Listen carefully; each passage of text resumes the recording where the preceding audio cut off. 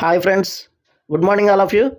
మనకైతే ప్రతి శనివారం మనకి ఈ కేఎల్యూ ఏ టు జెడ్ సొల్యూషన్స్లో మీటింగ్ అనేది మన చైర్మన్ సార్ కండక్ట్ చేస్తారని అందరికీ, ఓల్డ్ స్టూడెంట్స్ అందరికీ తెలుసు కదా ఫ్రెండ్స్. అయితే నిన్న మీటింగ్లో చాలా స్ట్రిక్ట్ రూల్స్ అనేవి చాలా తీసుకొచ్చారు ఫ్రెండ్స్. అది ఒక విధంగా చాలా బ్యాడ్ న్యూస్ స్టూడెంట్స్కి అనే చెప్పాలి. దీంట్లో ముఖ్యమైనవి 5 పాయింట్లు అయితే ప్రస్తావించడం జరిగిందనమాట. ఈ 5 పాయింట్లు ప్రతి ఒక్క స్టూడెంట్ గుర్తుపెట్టుకోవాలి ఫ్రెండ్స్.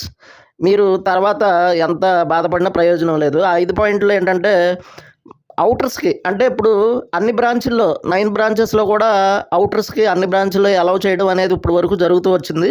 ఈ 5 ఇయర్స్ నుంచి జరుగుతూ వచ్చిందనమాట. కానీ ఇప్పుడైతే కనుక బ్రాంచ్లు అనేవి తగ్గించేశారు ఫ్రెండ్స్. అవుటర్స్కి ఓన్లీ 2 బ్రాంచ్లు మాత్రమే కేటాయించారు.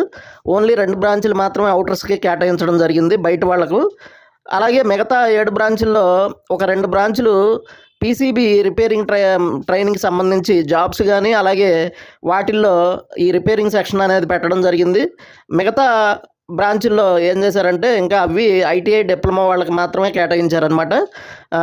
మీరు ఇక నుంచి ఎవరైనా కానీ ట్రైనింగ్ తీసుకునే వాళ్ళు అవుటర్స్, ఎలాగో ఐటీఐ డిప్లొమా వాళ్ళకైతే ఇబ్బంది లేదు. ఎందుకంటే వాళ్ళు డైరెక్ట్గా మన రాజేష్ సార్ వాళ్ళతో మీట్ అవుతారు ఎక్కువగా.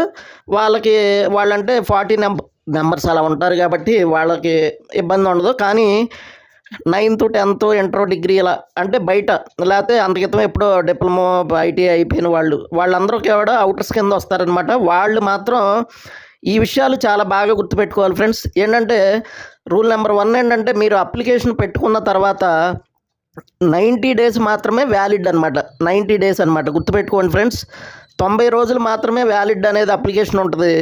అలాగే మీకు ట్రైనింగ్ అనేది ఈ 90 డేస్ లోపు మీకైతే ఒక 2 సార్లు మాత్రమే రావడం జరుగుద్ది అనమాట.